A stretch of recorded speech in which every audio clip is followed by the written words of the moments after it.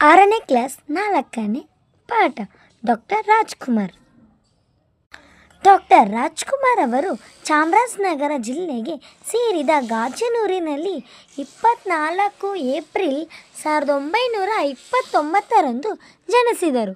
ಸಿಂಗಾಲಲ್ಲೂರು ಮೂಲದ ಶ್ರೀಯುತ ಪುಟ್ಟಸ್ವಾಮಿಯವರು ರಾಜಕುಮಾರ್ ಅವರ ತಂದೆ ತಾಯಿ ಗಾಜನೂರಿನವರಾದ ಶ್ರೀಮತಿ ಲಕ್ಷ್ಮಣ್ಣನವರು.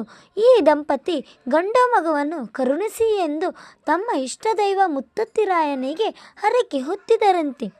ಹಾಗಾಗಿ ಆ ದೇವರು ಹೆಸರನ್ನೇ ಮಗನಿಗೆ ಇಟ್ಟರು. ರಾಜ ಎಂಬುದು ರಾಯ ಎಂಬುದರ ತದ್ಭವ ರೂಪವಾಗಿರುವುದರಿಂದ ಮುತ್ತುರಾಯ ಸ್ವಾಮಿಯ ಹೆಸರನ್ನು ಮುತ್ತುರಾಜ ಎಂದಾಗಿದ್ದು ಮಾತ್ರವಲ್ಲ, ಕನ್ನಡಿಗರ ಮನೆಗೆದ್ದ ರಾಜಕುಮಾರನೇ ಆಗಿದ್ದು. ಆಕಸ್ಮಿಕವಲ್ಲ, ಮುತ್ತುರಾಜನೊಳಗಿನ ಪ್ರತಿಭೆಯು ವಿಕಾಸಗೊಂಡ ಪರಿಯದು. ಮಳೆಯಿಲ್ಲದ ಕಗ್ಗೆಟ್ಟಿದ ನೆಲಕ್ಕೆ ಸ್ವಾತಿಯ ಮಳೆ ಸುರಿಸಿದ್ದು ತಂಪೇರುವ ತೆರದಿ ಜೋರು ಮಳೆ ಸುರಿಯುವಾಗ ಹುಟ್ಟಿದ ಮುತ್ತುರಾಜರ ಜನನದಿಂದ ಮನೆ ಮಂದಿಯೆಲ್ಲ ಸಂಭ್ರಮಪಟ್ಟರು. ಬಾಲ್ಯದಲ್ಲಿಯೇ ಮುತ್ತುರಾಜರಿಗೆ ಬಡವರ ಕಷ್ಟ ಕಂಡು ಮರಗುವ ಗುಣವಿತ್ತು. ಶಾಲೆಯಲ್ಲಿ ಕೂತಿದ್ದರೂ ಅವರ ಮನಸ್ಸು ಬಡತನ, ಹಸಿವು, ಕಷ್ಟಗಳತ್ತ ಹೋರಾಡುತ್ತಿತ್ತು. ಇದರೊಂದಿಗೆ ಹಳ್ಳಿಗಾಡಿನ ಸುಪ್ರಸನ್ನತೆ, ಸುಂದರ ಪರಿಸರ, ಮುಗ್ಧ ಜನರ ಆಚಾರ ವಿಚಾರಗಳು, ಹಳ್ಳ ಕೊಳ್ಳ ಕಾಡು ಮುಂತಾದವೆಲ್ಲ ಮುತ್ತುರಾಜರ ಭಾವಲೋಕವನ್ನು ಹಿಗ್ಗಿಸುತ್ತಿತ್ತು. ಶಾಲೆಯಲ್ಲಿ ಕಲಿತದ್ದು 3ನೆಯ ತರಗತಿಯವರೆಗೂ ಮಾತ್ರವಾದರೂ ಆ ವಯಸ್ಸಿನಿಂದಲೇ ಆದ ಲೋಕಾನುಭವದ ಶಿಕ್ಷಣದ ಪಾತ್ರ ಇವರ ವ್ಯಕ್ತಿತ್ವವನ್ನು ರೂಪಿಸಿತ್ತು.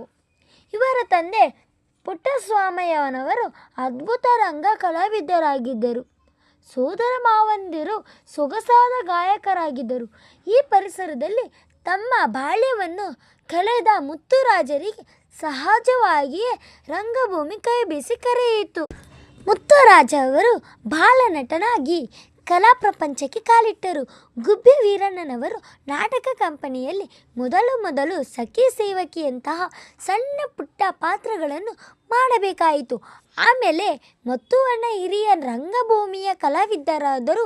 ಶ್ರೀ ಸುಬ್ಬಯ್ಯ ನಾಯಡ ಅವರ ನಾಟಕ ಕಂಪನಿಗೆ ಸೇರಿ ಅನೇಕ ಮಹತ್ವದ ಪಾತ್ರಗಳನ್ನು ನಿರ್ವಹಿಸುತ್ತಾ ಬೆಳೆಯುತ್ತಿರುವಾಗ ತಂದೆಯವರ ಕಾಕಾಲಿಕ ಮರಣದ ದುಃಖ ಎದುರಾಯಿತು. ಇಡೀ ಕುಟುಂಬವನ್ನು ಕಾಪಾಡಬೇಕಾದ ಜವಾಬ್ದಾರಿಯನ್ನು ಆತ್ಮವಿಶ್ವಾಸದಿಂದ ಎದುರಿಸಿದ ಮುತ್ತುರಾಜರು ಈ ಅನುಭವ ಮತ್ತು ಅಭಿನಯ ಎರಡರಿಂದಲೂ